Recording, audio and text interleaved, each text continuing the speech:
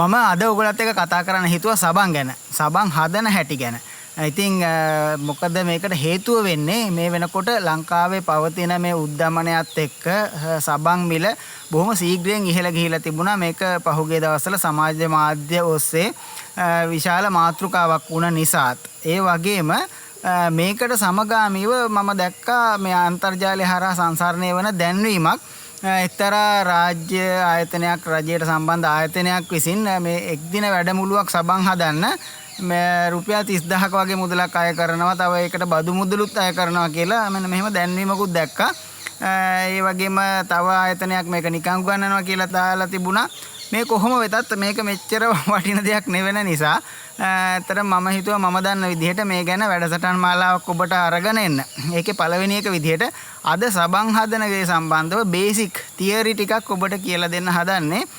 ඉතින් මේක ඒ තරම්ම බරපතල විෂයක් නෙවෙයි. හැබැයි ඇඟේ ගන්න සබන් ඒ වගේම මේ පොඩි දරුවන් සඳහා හදන සබන් වලදී යම් යම් නිර්ණායකයන්ට අනුකූලව තමයි අපි මේ වැඩේ කරන්න ඕන. කොහොම වුණත් මම අද මේකේ බේසික් එක කියලා දෙන්නම්. ඇත්තටම මේ අමුද්‍රව්‍ය දෙක තුනක් තමයි මේකට අවශ්‍ය වෙන්නේ. ඔය කියන තරම් මහා ලොකු කාරණාවක් නම් නෙවෙයි. ඉතින් මේ සබන් හදන එකේ තරම බරපතල කාරණාවක් නොවුනත් මේ ගැන යම් යම් දේවල් සම්බන්ධව සැලකිලිමත් වෙන්න ඕන.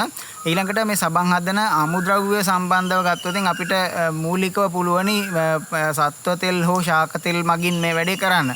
ඊට අමතරව කෝස්ටික් සෝඩා සුවඳකාරක සහ වර්ණක සමයි මේකට අවශ්‍ය වෙන්නේ. එතකොට ලංකාවේ ජීවත් වෙන අපට සබන් හදන්න සුලභවම ලබාගත හැකි අමුද්‍රව්‍ය විදිහට මම නම් දකින්නේ පොල් තෙල්. ඊට අමතරව සත්ව තෙල් වර්ග වෙන විදේශ රටවලදී නොයෙකුත් දේවල් භාවිතා කරනවා.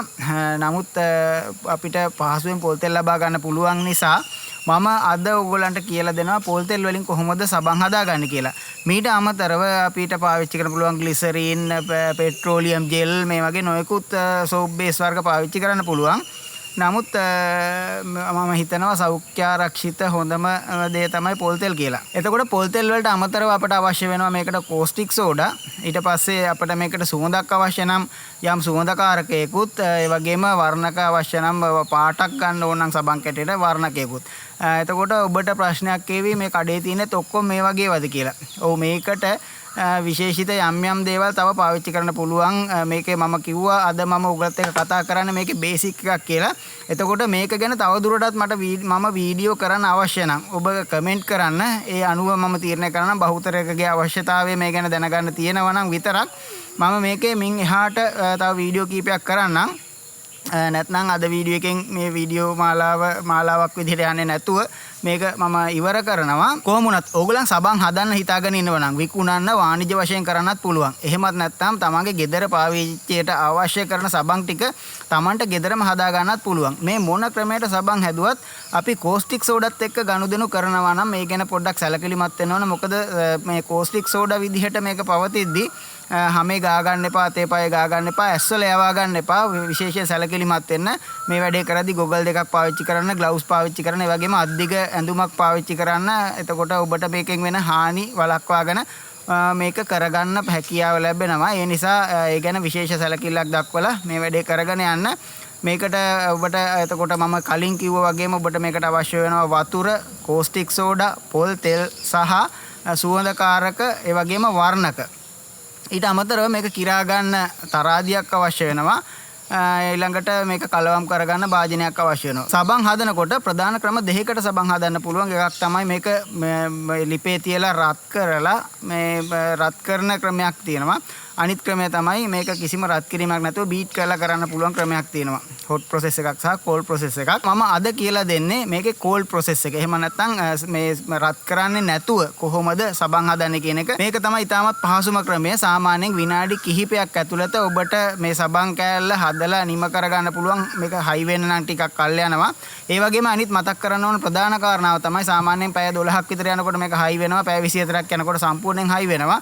නමුත් මේක මාසයක් විතර කාලාන්තරය යනකල් මේ රසායනික ප්‍රතික්‍රියාව මේක තුල සිද්ධ වෙනවා. ඒ හින්දා භාවිතයට ගන්න එක නම් මාසයක් විතර ඔබ සබන් හැදුවට පස්සේ මාසයක් විතර පහු කරනවා නම් වඩාත් හොඳයි. මොකද යම් විදියකින් මේකේ අපි භාවිතා කරන කෝස්ටික් සෝඩා මේ රසායනික ප්‍රතික්‍රියාවට භාජනය නොවි ඒ ආකාරයෙන්ම පවතිනවා නම් එවැනි සබන් ආලේප කිරීම තුළ ඔබගේ හැමට යම් හානියක් සිද්ධ වෙන්න පුළුවන්. මෙන්න මේක වළක්ව ගන්න පුළුවන් ඔබ සබන් හැදුවට පස්සේ මාසයක් විතර පරණ කරලා මේ සබන් කෑලි පාවිච්චියට ගන්නවා නම්. හරි එහෙමනම් මම හිතනවා ඔබට මේ සම්බන්ධව මම කියන්න ඕන කරුණු ටික ඔක්කොම මේ වෙනකොට කියලා ඉවරයි කියලා. එහෙමනම් channel එකට අලුත් කෙනෙක් නම් මගේ නම මధుර නානායක්කාර. මේ වගේ වීඩියෝ ඔබට මගේ channel එක හරහා බලා ගන්න පුළුවන්.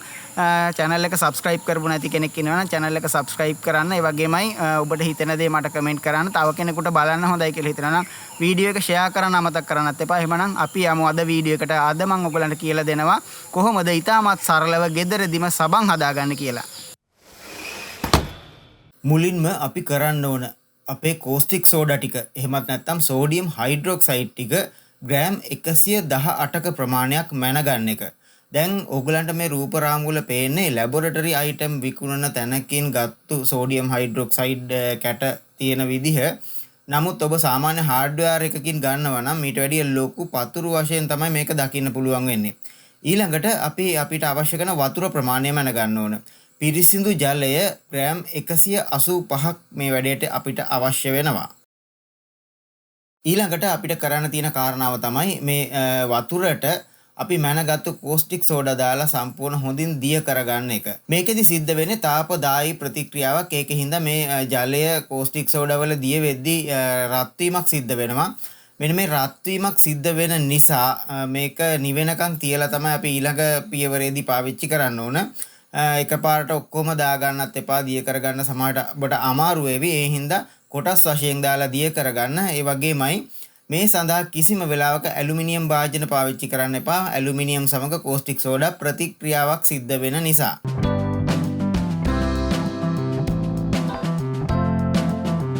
ඊළඟට අපට අවශ්‍ය වෙනවා පෝල් තෙල්. පෝල් තෙල් ග්‍රෑම් 900ක්. අපි මෙන්න මේ විදිහට තරාදිය භාවිතා කරලා කිරා ගන්නවා.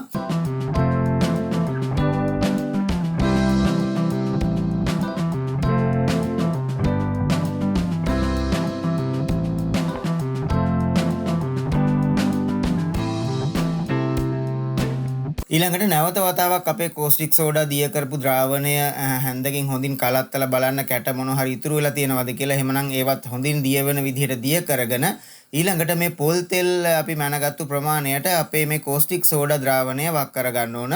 මේකෙදි මේක වතුර සහ තෙල් නිසා මේ දෙක එකතු වීමක් සිද්ධ වෙන්නේ නැහැ. මේක හොඳින් මිශ්‍ර කිරීමේදී තමයි මේ දෙක එකතු වීමක් සිද්ධ වෙන්නේ. මේක සාමාන්‍යයෙන් අතින් කරගන්න අමාරුයි. ඒ නිසා මේකට අපි බීටර් යන්ත්‍රයක් පාවිච්චි කරන්න වෙනවා. දැන් ඔබට මේ දකින්න ලැබෙන විදිහේ බීටර් යන්ත්‍රයක් නැත්නම් වෙන ඕනෑම ආකාරයක බීටර් යන්ත්‍රයකින් මේක මොනවා හෝ යාන්ත්‍රික ක්‍රමයකින් කලත්තන්න සිද්ධ වෙනවා. නැත්නම් අතින් සාමාන්‍යයෙන් මේ වැඩේ කරලා එච්චරම සාර්ථක වෙන එකක් නැහැ.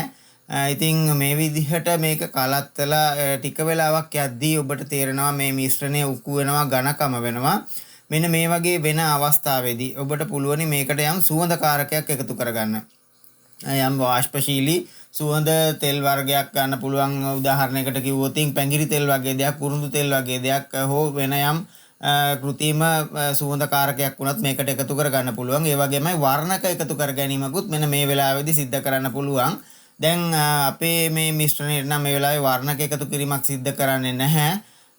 වර්ණක යෙදීම අත්‍යවශ්‍ය නැහැ. මේකෙදී යම් කහපැහැති සබන් තමයි හැදෙන්නේ. ඊළඟට අපට අවශ්‍ය වෙනවා මෙන්න මේ වගේ සබන් අච්චුවක්. මේක සිලිකන් අච්චුවක්. හැබැයි ඔබට ගෙදර තියෙන යෝගට් කෝප්ප, ඔය සබන් පෙට්ටි පියන් ආදී ඕනම ප්ලාස්ටික් භාජනයක් වුණත් මේකට පාවිච්චි කරන්න පුළුවන්. අපි මේක ගලවා ගැනීම පහසුව සඳහා මේ විදිහට මේ සිලිකන් මෝල්ඩ් එකක් පාවිච්චි කරනවා. ඒක වටේට ලෑලි වලින් හදපු ආවරණයකුත් තියෙනවා. ඊළඟට අපි මේ හදන්නේ හෑන්ඩ්මේඩ් සෝප් නිසා අපට පුළුවනි මේ මත යම් මේ විදිහට රටාවන් ඇඳීමක් වගේ දෙයක් සිද්ධ කරන්න අවශ්‍ය නම් මේක අත්‍යවශ්‍ය කාරණාවක් නෙවෙයි. නමුත් හෑන්ඩ්මේඩ් සෝප් එකක් හරි ලස්සනයි මේ විදිහට කරලා ගත්තාම. ඊළඟට පැය 24කින් පස්සේ අපට මෙන්න මේ විදිහට අපේ අච්චුවෙන් මේ සබන් කැටය ගලවලා ගන්න පුළුවන්. බොහොම පහසුවෙන් ගැලවෙනවා. නමුත් ඔබ යම් විදිහකින් වෙනත් ප්ලාස්ටික් භාජනයක් පාවිච්චි කරොත් මේක ගලව ගන්න ඔබට ටිකක් අමාරු වේවි. ඔබට ඒ සඳහා පුළුවනි තෙල් කොලයක් වගේ එකක් සබන් ද්‍රාවණය දාන්නට කලින් මේකට දාලා ගන්න. ඊළඟට මේ තියෙන්නේ මේකේ નિયમિત හැඩ ප්‍රමාණයන්ගෙන් කපා ගැනීම සඳහා භාවිතා කරන අච්චුවක්. සාමාන්‍ය ප්ලාස්ටික් අකුරු කපන්න ගන්න රාමු කියතකට හීනි කම්බියක් සවි කරලා තමයි මේ කපන්න පාවිච්චි කරන්නේ. මේක පිහියකින් උනත් ඔබට කපා ගන්න පුළුවනි. නමුත් ඊට වැඩිය බොහොම පහසුවෙන් මේ විදිහට කරන්න පුළුවන්. ඉතින් ඒක ඔබගේ හැකියාවන් මත මේ වගේ දේවල් නිර්මාණය කරගත්තාම ඔබට මේ වැඩේ කරන්න පුළුවන්. දැන් ඔබට පේනවා අපි මේ සම්පූර්ණයෙන්ම මේ සබන් බාර් එක කපාගෙන ඉවරයි කුඩා කොටස් වලට. මෙන්න මේ විදිහට තමයි දිස් වෙන්නේ. ඉතින් මම හිතනවා ඔබට මේක කරලා බලන්න පුළුවන් හොඳ අත්හදා බැලීමක් කියලා. ඔන්න ඔය විදිහට තමයි ගෙදරදීම සබන් හදාගන්නේ. මම හිතනවා ඔයගොල්ලන් හැම දෙනෙකුටම මේක ඉතාමත් සරලව මම පැහැදිලි කරලා දුන්නා කියලා. එහෙමනම් මේ අත්හදා බැලීම ඔබ කරලා බලන්න. කරලා බලලා ඔබට හිතෙන දේ මට කමෙන්ට් කරන්නත් අමතක කරන්න එපා. channel එක subscribe කරලා දිගටම මාත් එක්ක රැඳිලා ඉන්න කියලා ආරාධනා කරනවා. එහෙනම් අද වීඩියෝ එකත් මෙතනින් ඉවරයි. මම ගිහිල්ලා එන්නම්. මම මధుර නානායක්කාර.